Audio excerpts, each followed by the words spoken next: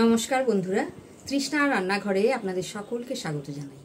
ক্যারোটিনা cauliflower বাজারে এখন খুবই সহজলভ্য। এই ফুলকপি দিয়ে এরকম সুস্বাদু একটি তরকারি কিভাবে বানাবেন আজকের রেসিপিতে সেটাই দেখতে পাবেন।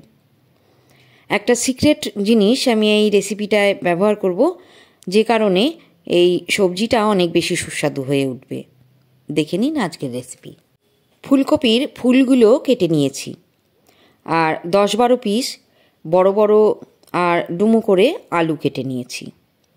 আছে 4টে কাঁচা লঙ্কা চেরা, একটা বড় সাইজের টমেটো কেটে নিয়েছি, আর আছে মটরশুঁটি হাফ কাপ মতো। প্রথমে ফুলকপিগুলো ভেজে নিচ্ছি। সর্ষের তেলে রান্নাটা করব, সর্ষের তেলেই রান্নাটা টেস্টি হবে। তো সামান্য লবণ দিয়ে দিলাম যাতে ফুলকপির ফুলগুলো নরম হয়ে যায়। অল্প হলুদ গুঁড়ো দিয়ে দিলাম।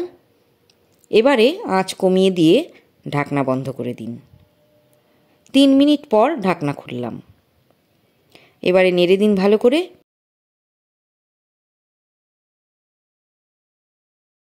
ফুলকপিগুলো ভাজা হতে থাক।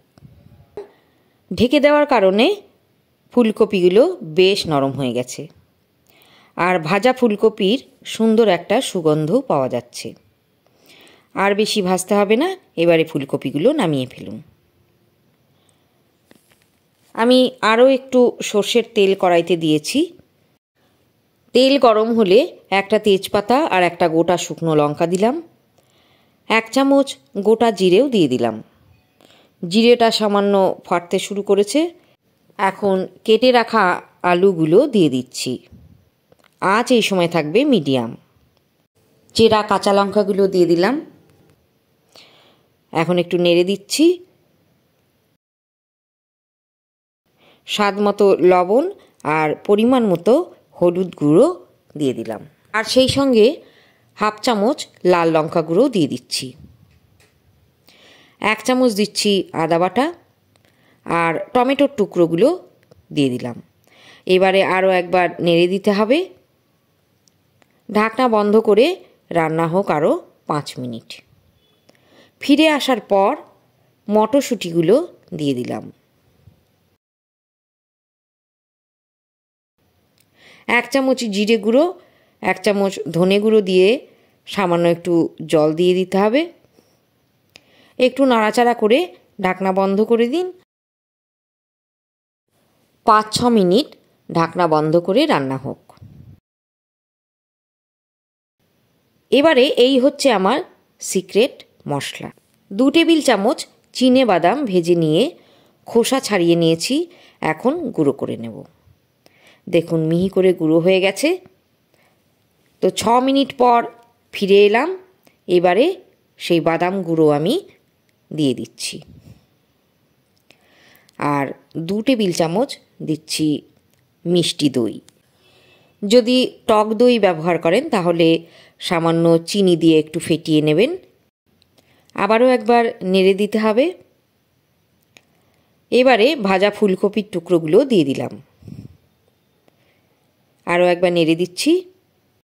দেখুন এবারে কষানো হয়ে গেছে। তো পরিমিত হালকা গরম জল আমি দিয়ে দিলাম। এবারে ঢাকনা বন্ধ করে প্রায় 8 থেকে 10 মিনিট মতো রান্না হবে। 10 মিনিট পর ফিরে এসে দিয়ে দিচ্ছি 1 টেবিল চামচ গাওয়া ঘি, আর হাফ চামচ মতো হোমমেড গরম মশলার গুঁড়ো। খুব ভালো করে একবার মিশিয়ে দিতে হবে। আমি গ্রেভিটা আরও একটু জাল করে শুকিয়ে ফেলব। বেশ একটু মাখা মাখা হয়ে যাবে, তখন নামিয়ে ফেলতে হবে। তো দেখুন তৈরি হয়ে গেল ক্যারোটিনা কলিফ্লাওয়ার আর আলুর সবজি। রেসিপি কেমন লেগেছে বন্ধুরা?